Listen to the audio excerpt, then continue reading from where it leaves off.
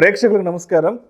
October 28, 29 తేదీల్లో అంటే శనివారం, ఆదివారం ప్రముఖ స్టాక్ మార్కెట్ అనలిస్ట్ సుందర రామిరెడ్డి గారు ETF index funds, mutual funds మీద ఎడ్యుకేషన్ వెబినార్ కండక్ట్ చేయబోతున్నారు. దీనికి ₹3,000 ఫీజు పే చేయవలసి ఉంటుంది. ఆసక్తి ఉన్నవారు ఈ కింద స్క్రోల్ అవుతున్న నెంబర్ కాల్ చేసి వెంటనే మీ రిజిస్ట్రేషన్స్ను పూర్తి చేసుకోగలరు.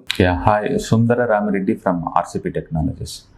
సో కరెంట్ మార్కెట్ సినారీలో ఈ ఇజ్రాయెల్ వార్ దగ్గర నుంచి మళ్ళీ కమోడిటీ బుల్ మార్కెట్ స్టార్ట్ అయిందండి. అండ్ గోల్డ్ కావచ్చు, సిల్వర్ కావచ్చు, అండ్ క్రూడ్ కావచ్చు, కాపర్ కావచ్చు, మెజారిటీ ఈ కమోడిటీస్ అన్నీ కూడా మళ్ళీ ర్యాలీ వెళ్ళింది. సో కమోడిటీ బుల్ మార్కెట్ అనేది మోస్ట్ హేటెడ్ బుల్ మార్కెట్ అండి. అండ్ ఈక్విటీ మార్కెట్ లాగా అందరూ ఎంజాయ్ చేయరు కమోడిటీ బుల్ మార్కెట్ని. అండ్ ఇక్కడ టూ థింగ్స్ అండి. కమోడిటీస్లో యాక్చువల్ రెండు రకాల కమోడిటీస్ ఉంటాయి. ఒకటి సాఫ్ట్ కమోడిటీస్, రెండు హార్డ్ కమోడిటీస్. సాఫ్ట్ కమోడిటీస్ అంటే మనం ఫుడ్ కేటగిరీ అనుకోవచ్చు, like rice, wheat, dal, okay, and vegetables, fruits, వీటన్నిటిని మన డైలీ కన్జంప్షన్ కోసం వాడే వాటన్నిటిని అండ్ సాఫ్ట్ కమోడిటీస్ అంటారు. రెండోది హార్డ్ కమోడిటీస్ అండి, like metals, mining, gold, silver, copper and ఇలాంటి మొత్తాన్ని మన హార్డ్ కమోడిటీస్ అంటారు. అట్లా రెండుగా డివైడ్ చేస్తాం కమోడిటీస్ని. అండ్ ఒకటి ఫుడ్ ఇన్ఫ్లేషన్ పెరుగుతుంది అంటే సాఫ్ట్ కమోడిటీస్ పెరుగుతున్నట్లు లెక్క అనమాట. ఓకే. అండ్ రెండోది హార్డ్ కమోడిటీస్ పెరుగుతుంది అనుకుంటే ఈ కాపరు, జింకు, మెటల్స్ అన్నీ పెరుగుతున్నట్లు లెక్క అనమాట. ఓకే.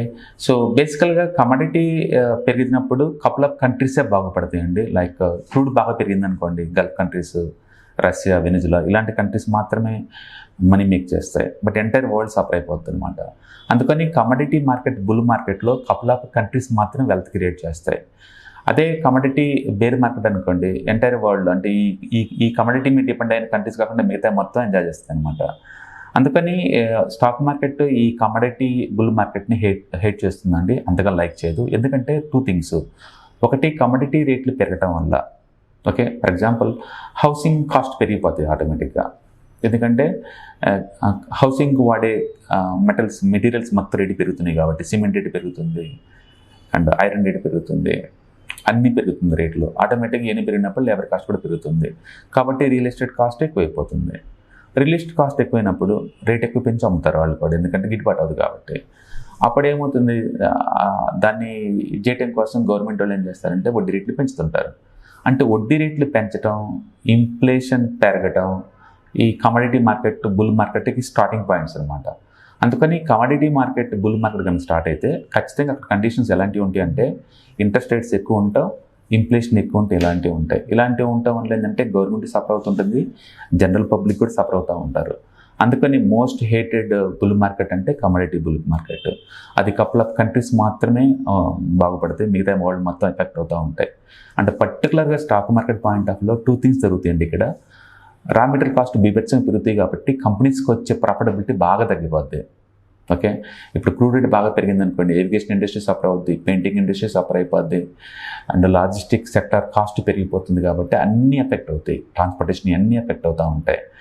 అండ్ అలాగే క్రూడ్ని 5,000 ఇండస్ట్రీలో రా మెటీరియల్ వాడుతూ ఉంటారు. ఓకే. వీటన్నిటి కాస్ట్ పెరిగిపోతూ ఉంటాయి. సో రా మెటీరియల్ కాస్ట్ పెరగడం ద్వారా అంటే కంపెనీకి మార్జిన్స్ తగ్గిపోతాయి ఆటోమేటిక్గా. అండ్ రెండోది, ఈ కమోడిటీ ప్రైసెస్ ఎక్కువైపోతున్నాయి కాబట్టి రేటు కంట్రోల్ కోసం వడ్డీ రేట్లు పెంచుతాయి గవర్నమెంట్ వాళ్ళు. వడ్డీ రేట్లు అంటే బారోయింగ్ కాస్ట్ పెరుగుతాయి కాబట్టి కంపెనీస్ ఇంకో వేలో సఫర్ అయిపోతుంటాయి. సో అట్లా స్టాక్ మార్కెట్ పాయింట్ ఆఫ్ వ్యూలో మోస్ట్ హేటెడ్ బుల్ మార్కెట్స్ అంటే కమోడిటీ బుల్ మార్కెట్స్ అనమాట. ఎప్పుడైతే కమోడిటీ బుల్ మార్కెట్ స్టార్ట్ అయిందో అప్పుడు ఈక్విటీ మార్కెట్ పర్ఫార్మెన్స్ పెద్దగా ఉండదు. ఇప్పుడు రీసెంట్గా చూశారు కదా మీరు, సిల్వర్, గోల్డ్, క్రూడ్ అన్ని పైకి వెళ్తుంటే ఈక్విటీ ఎంత వరల్డ్ వైడ్గా సఫర్ అయ్యి కింద పోతూ ఉంది అనమాట. అందుకని ఎప్పుడైతే కమోడిటీ మార్కెట్ డల్ అయిపోద్దో ఆ టైంలో మాత్రం ఈక్విటీ మార్కెట్ బాగా పుంజుకునే ఛాన్స్ ఎక్కువ ఉంది. మీరు కోవిడ్ టైంలో కనుక చూసుకుంటే కమోడిటీ మార్కెట్ కంప్లీట్గా క్రష్ అయింది అండ్ ఈక్విటీ మార్కెట్ ఒక్కసారిగా ఫాస్ట్గా పైకి వెళ్ళింది అనమాట. ఓకే. సో కమోడిటీ మార్కెట్ ఎప్పుడు కూడా ఈక్విటీ మార్కెట్కి ఆపోజిట్లో ఉంటాయి. రెండు ప్యారల్గా బాటం అనేది చాలా రేర్. ఓకే. సో ఈ సూపర్ బుల్ మార్కెట్స్ వస్తూ ఉండేది కమోడిటీ, ఆ టైంలో మాత్రం కమోడిటీ టూ మచ్ రేట్లు పెరుగుతూనే ఉంటాయి అనమాట. సో అందుకని హిస్టారికల్ డేటా కనుక చూసుకుంటే మోస్ట్ హేటెడ్ బుల్ మార్కెట్స్ ఏమైనా ఉన్నాయంటే అవి కమోడిటీ మార్కెట్ అనమాట. సో కపుల్ ఆఫ్ కంట్రీస్లోనే వెల్త్ క్రియేట్ అవుద్ది, మిగతా మొత్తం సఫర్ అవుతూ ఉంటాయి. ఇప్పుడు స్టాక్ మార్కెట్లో ఈ కమ్యూనిటీ ర్యాలీ మళ్ళీ స్టార్ట్ అయింది కాబట్టి దీని సివియారిటీ ఎంత ఉండదో మనం చూసి దాని ద్వారా ఈక్విటీ మార్కెట్లో ఎంతవరకు ఎఫెక్ట్ అవుతుందో మనం చూసుకోవాలన్నమాట. సో ఇది డైరెక్ట్గా కానీ ఇండైరెక్ట్గా కానీ స్టాక్ మార్కెట్కి షార్ట్ టర్మ్లో బ్యాడ్ న్యూస్ కింద లెక్క. ఎందుకంటే రా మెటీరియల్ కాస్ట్ పెరగడం వల్ల ప్రాఫిటబిలిటీ తగ్గబోతుంది, ఇన్ఫ్లేషన్ పెరగడం వల్ల వీటి కంట్రోల్ కోసం వడ్డీ రేట్లు పెంచబోతున్నారు గవర్నమెంట్. ఇప్పటికే వరల్డ్ వైడ్గా వడ్డీ రేట్లు బాగా హై ఎండ్లో ఉన్నాయండి. అమెరికాలో 30 years బాండ్ ఈల్డ్ అయితే మరి 8% దగ్గర జరుగుతుంది, అండ్ మార్గేజ్ లోన్స్ 8% జరిగినాయి, అండ్ 10 years బాండ్ ఈల్డ్ అయితే ఆల్రెడీ అక్కడ 5% జరిగింది.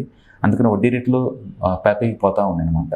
సో ఈ ఎన్విరాన్మెంట్లో మళ్ళీ కమోడిటీ కూడా ర్యాలీ స్టార్ట్ అయింది అనుకోండి, అవి ఇవి both are not good for equity markets అనమాట. అందుకని ఈక్విటీ మార్కెట్స్ నిరంతరం మనం మానిటర్ చేస్తూ ఉండాలి. అండ్ ఎప్పుడైతే ఇవి అవుట్ ఆఫ్ ది రేంజ్ దాటి వెళ్ళిపోతుంటాయో కొంత ప్రాఫిట్ బుక్ చేసుకొని బయట కూర్చోవడం చాలా సేఫ్టీ. కొన్నిసార్లు మార్కెట్ దూరంగా ఉన్నా కూడా అది కూడా సేఫ్టీ అండి. సో అందుకే retail investors better to stay with mutual funds. Experts handle చేస్తారు కాబట్టి వాళ్ళకి ఈ విషయాలు మొత్తం తెలుసు కాబట్టి సేఫ్ అండ్ సెక్యూర్గా మనీ మార్కెట్లో ఉంచుతారు. ఓకే, అంటే స్టాక్స్లో డైరెక్ట్ ఇన్వెస్ట్ చేసేవాళ్ళు ఈ కమోడిటీ ప్రొడక్ట్ ఏమీ ఎఫెక్ట్ అవుతుంది చూడండి, వాటి ఫినిషింగ్ గుడ్స్ ఎలా ఎఫెక్ట్ అవుతుంది చూసుకోవడం ద్వారా మీరు బ్యాలెన్స్ చేసుకోవచ్చు పోర్ట్ఫోలియోని. Okay, all the best, thank you.